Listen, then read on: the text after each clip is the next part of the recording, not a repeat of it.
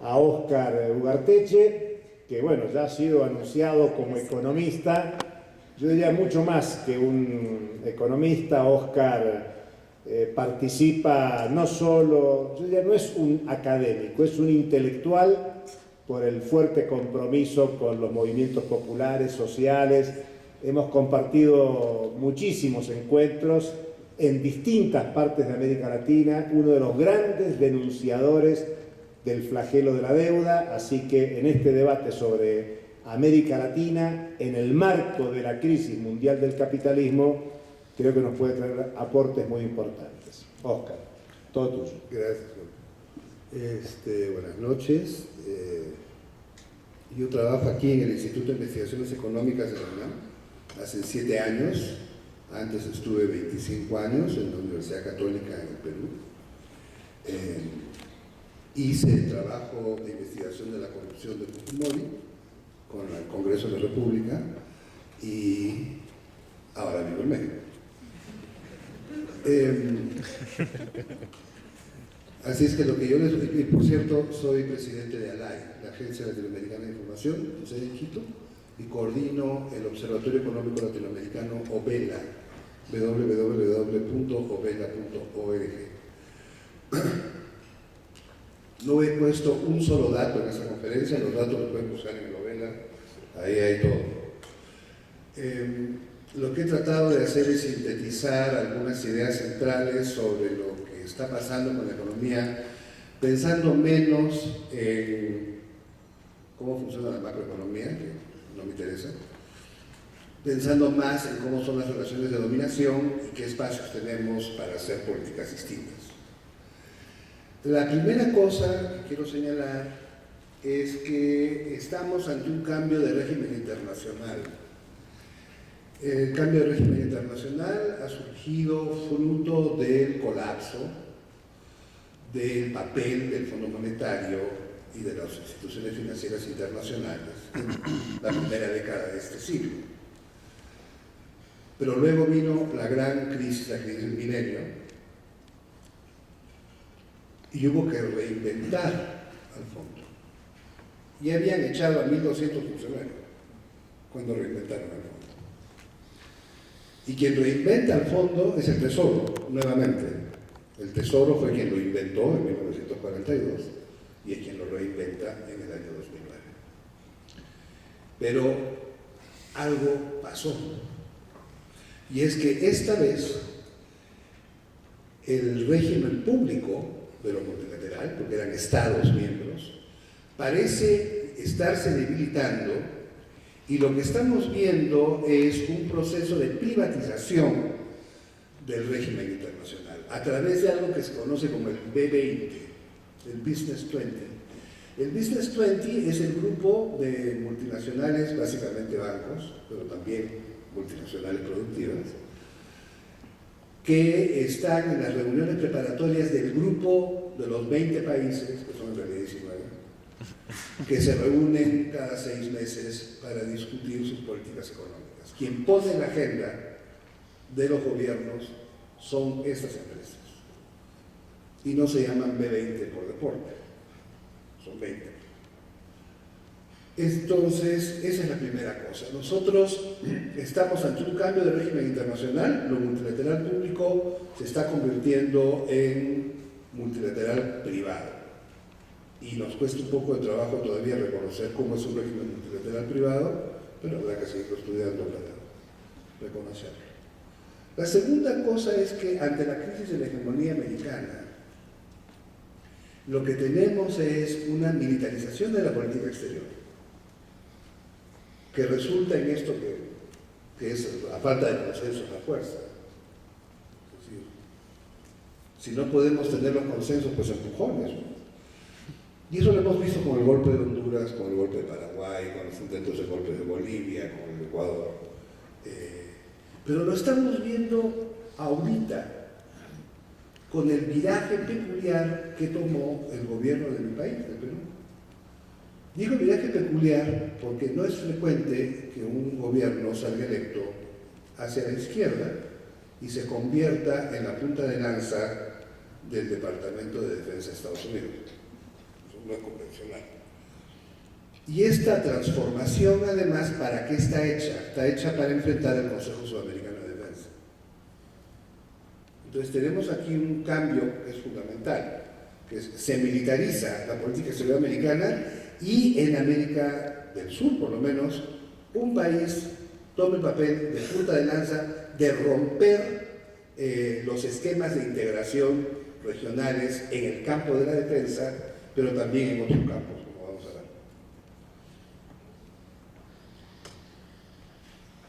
El crecimiento económico en América Latina tiene varias formas.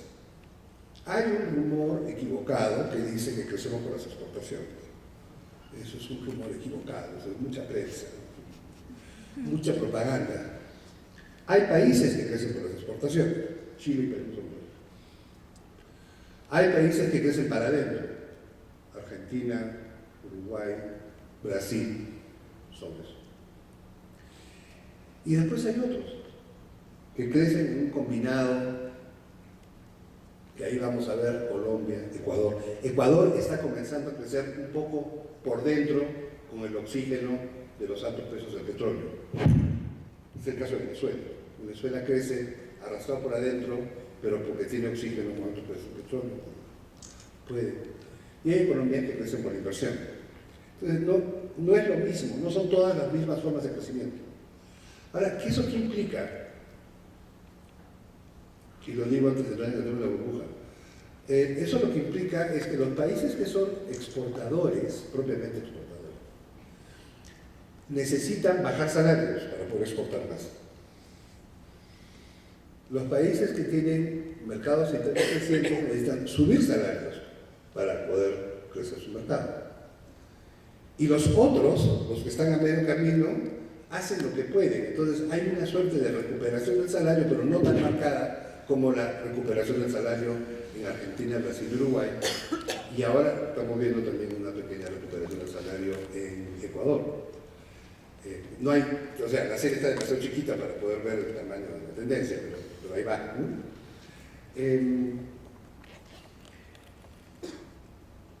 La distribución del ingreso está ahí y en ninguna otra parte. El ingreso se distribuye con el salario. Punto. Trepas salarios en el PIB, estás en un camino, bajas salarios en el PIB, concentras las ganancias en el PIB. Y lo demás es literatura, y yo no sé por qué la gente se enreda tanto. El crecimiento necesita de inclusión social, que son políticas tonterías. La inclusión social se produce en la producción. O la persona está trabajando y tiene un salario digno, o no está trabajando y no tiene un salario digno. Punto. Chao. Y que tenga 7% de crecimiento, 700% de crecimiento de las exportaciones, 2.3% de inflación, importa pepas. Es tan irrelevante que es enfermante ver las discusiones, y yo he participado en numerosos paneles en el mundo entero, escuchando tontería y media sobre cómo es que el equilibrio se tiene que mantener sobre la base de que tú bajas el salario. Pero para mantener el equilibrio social sí hay las políticas que ya hemos escuchado. Esas son tonterías. Ahora, el objeto de la política neoliberal, y por favor, esto también es una simplicidad, recuérdenlo, es concentrar el ingreso. Punto. No tiene ningún otro objeto. Que el desarrollo no existe. El desarrollo lo mató P.T. Bauer en el 81 con The Death of Development, y Bauer no fue convencido que Hayek estaba en la razón. Pero esta cosa de que vamos a ir adelante porque las políticas estructurales, no sé qué y no sé cuántos, no pues. Además, 30 años después ya sabemos cómo es, ¿no? Estamos en una gran crisis. Estamos en la crisis más grande desde el 29. Esta no es solamente una crisis financiera, esta es una crisis compleja, esta es una crisis con numerosos elementos ambientales, demográficos, género, mercado de trabajo, etc. Religión, creencias, política, democracia.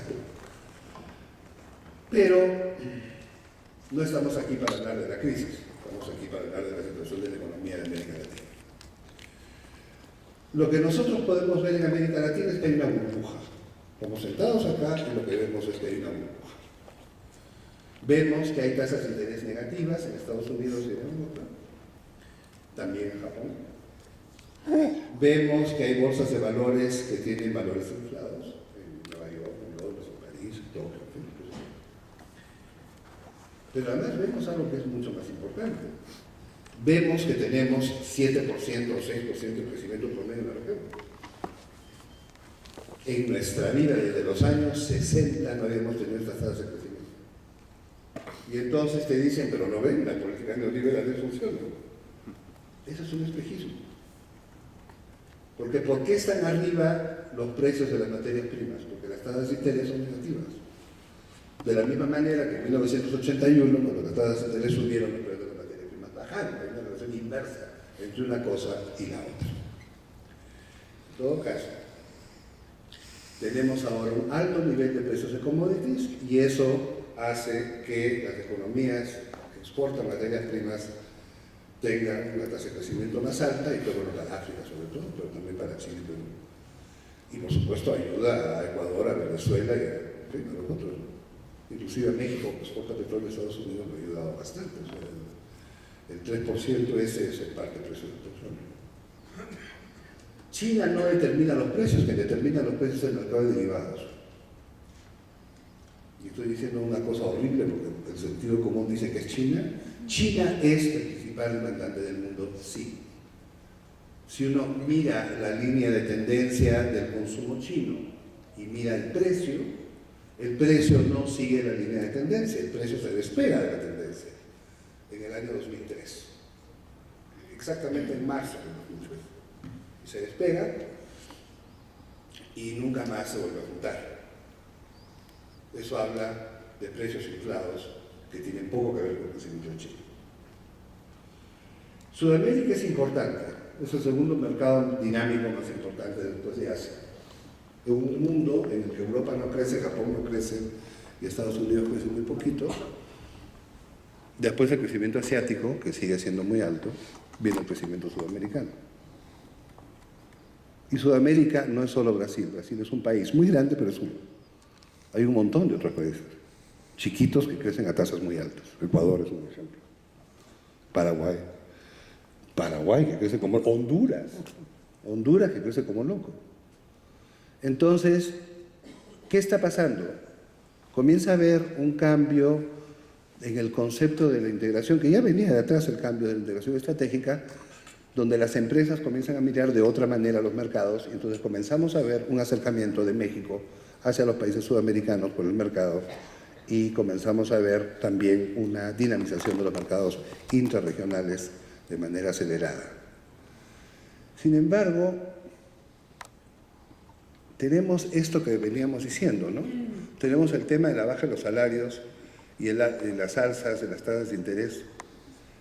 Ahora, si tú bajas el salario y subes la tasa de interés en simultáneo, lo que produces es una concentración del ingreso mayor. Y esto, digamos, la lucha política es la derecha, el poder económico, a lo que aspira es a altas tasas de interés y bajos salarios. Y ese es el odio a las políticas en Argentina, en Brasil, en Ecuador, en Venezuela y en Bolivia.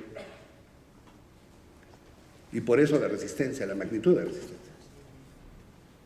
Yo diría, y la virulencia. Yo no había visto la virulencia, hacía muchos años que no veía virulencia como la que vi la semana antepasada en Buenos Aires contra Cristina Fernández. Y claro, parte de esa virulencia tiene que ver con que ella está desconcentrando el ingreso un poco a la fuerza, le ha puesto represión financiera a las tasas de interés, ha puesto restricción crediticia y ha dicho que los bancos tienen que servir para lo que tienen que servir, para prestar dinero para la producción. Pero como el objeto de la política es concentrar el ingreso, ¿cómo que dinero para la producción? Yo quiero dinero para la tarjeta de crédito, quiero 60% de interés en la tarjeta de crédito. Yo no quiero prestar para la producción al 7%, no, yo quiero prestar para el consumo al 60%. Y ahí están enfrentados, pues. En cuanto a dinámicas de integración, he usado este título de un cuento de Borges de los senderos que se bifurcan. Es el camino de los senderos que se bifurcan. Hay una bifurcación de la dinámica de integración en Sudamérica. Por un lado está el Mercosur, por el otro está la recientemente creada Alianza del Pacífico. La Alianza del Pacífico rápidamente dio un salto y creó una integración de las bolsas de valores, Colombia, Perú y Chile, ahí está México también, pero en la Alianza del Pacífico también hay acuerdos de seguridad. Y entonces lo que tienes es, todos los países de la Alianza del Pacífico tienen tratados de libre comercio con Estados Unidos y tienen acuerdos de libre comercio entre sí. Han creado, por lo tanto, un espacio con Washington, es un espacio político con Washington y es un espacio económico también con Estados Unidos. Y las bolsas de valores están integradas. Eso está al otro lado de la cordillera de los Andes del Mercosur, que esa es la frontera, la cordillera. Entonces tenemos al otro lado del Mercosur, ¿no? Argentina, Brasil, Uruguay, y el pivote es Paraguay. Entonces la Alianza del Pacífico y el papel del Perú ahora es arrastrar al Paraguay a la Alianza del Pacífico. O sea, si la política exterior peruana va a ser coherente, va a ser con Paraguay lo que ha hecho con el Consejo Sudamericano de Defensa y con el Grupo de Integración Financiera de UNASUR. Pues básicamente sabotear para jalar. Lo que es una pena. Es una pena como política exterior, es una pena. Me apena mi país. Pero tenemos un segundo problema, que es que Brasilia no cree en la supranacionalidad, de la misma manera que Washington no cree en la supranacionalidad. Y sin supranacionalidad, señores y señoras, no hay integración. Hay subordinación, integración no hay. Tratado de Libre Comercio de América del Norte, ese es un acuerdo de comercio subordinado. Estamos de acuerdo en eso. Bueno, los acuerdos que se hacen bilaterales al poder del más grande. ¿Quién es el más grande en Sudamérica? Brasil. Si el enfrentamiento de la Alianza del Pacífico es frente a un Brasil al que se tiene que subordinar o un Washington al que se tiene que subordinar, francamente creo que está mal planteado. Si lo que queremos es integración, sigamos con la dinámica supranacional de la comunidad andina, que ha avanzado en ciento y no sé cuántas resoluciones, no me acuerdo cuántas, son muchas, y que eso se generalice. Y esa tendría que ser la posición de todos los países sudamericanos. Tomar la comunidad andina como la matriz a la cual todos los demás países se adhieren. Fíjese todo lo que ya salió de la comunidad andina. Tenemos pasaporte común de la comunidad andina, tenemos libertad de movimiento de personas en la comunidad andina, tenemos reconocimiento de títulos universitarios, seguro social, derecho de trabajo. ¿Por qué eso no se convierte todo? ¿No? Bueno, ya me comentarán. Bueno, pero están en proceso de, en todo caso. Como el Mercosur. Gracias. Bueno, ya. Pero hay un proceso mucho más acelerado dentro de la comunidad andina, supranacionalizado, que lo que hay al otro lado. Lejos, lejos. Me muero la pena. Se toma. Ahora, si Brasil quiere consolidar UNASUR, tiene que tomar los acuerdos supranacionales. Si no, yo creo que los senderos se bifurcarán y nuevamente veremos frustrados los esquemas de integración. Ahora, sobre la crisis. Sobre la crisis, yo creo que tenemos que reconocer que la baja de la tasa de interés ha tenido un impacto sobre los commodities, pero tenemos que tener un reconocimiento también que la baja de la tasa de interés ha llevado a un traslado de fondos masivos hacia América Latina. Y hemos visto un engordamiento de las bolsas de valores, de los mercados de bienes raíces y apreciación de los tipos de cambio. Digamos, no es un accidente histórico que el precio del metro cuadrado en las zonas residenciales de México cueste más o menos igual que en Buenos Aires, y que el alza de los precios de los bienes raíces en Buenos Aires y en México y en Lima y en Río, donde ustedes quieran, haya sido en los últimos 6 años. Comenzó la crisis, comenzaron a bajar las tasas de interés y comenzamos a tener esta llegada de capitales que entró a bienes raíces, una llegada de capitales que entró a la bolsa de valores, comenzaron a comprar bonos del Tesoro en moneda nacional con altas tasas de interés. Los bancos centrales comenzaron a retener los dólares y comenzaron a frenar el crédito interno, con lo cual la tasa de interés interna subió. Y lo que hemos visto entonces es más altas tasas de interés, correspondientemente, y hemos visto también una caída de los recursos que van hacia inversión y un incremento de los recursos que van a consumo. La expresión de esto son las altas tasas de reservas internacionales, ¿no? Y le he llamado esto la misantropía de la derecha. Lo que hay como reacción de parte del poder frente a cualquier cosa que intervenga en la concentración del ingreso son campañas militares, digamos, campañas militantes contra las personas que están simbolizando el llevar las cosas de otra manera.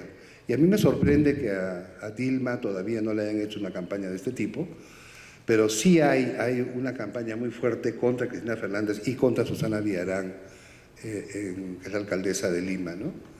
Esto tiene que ver, yo creo, para entender del todo cómo funciona, con que el complejo financiero, que es el que controla el poder económico neoliberal, el complejo financiero está armado en parte por la gran prensa. O sea, es el sector financiero, con una parte del sector académico, con una parte de la clase política y la gran prensa. La gran prensa es parte de esto. Y esa gran prensa, entonces, es la que actúa y expresa las campañas contra los que quieren distribuir el ingreso. Creo que lo que hemos visto las últimas semanas en Buenos Aires y Lima son una expresión de aquello. Y entonces, mi impresión es que en términos de cómo cambias lo económico, cómo cambias lo económico, cómo cambias la manera de pensar. Primero tienes que tener mucha información y después tienes que hacer que esa información llegue. Porque para crear sentidos comunes, lo que necesitas es que la información llegue. ¿Y eso cómo llega la información? Por la prensa. Entonces, la gran controversia política para cualquier reforma económica en el futuro más cercano va a llevar a choques frontales contra esta gran prensa. Es decir, esto primero lo hemos visto en Caracas, lo hemos visto en Ecuador, lo estamos ahora viendo en Buenos Aires, pero también lo hemos visto en otros países, ¿no?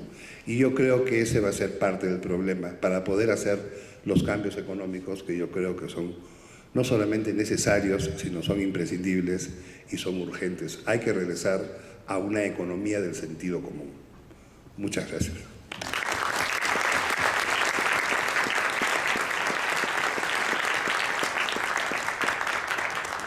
Muchas gracias.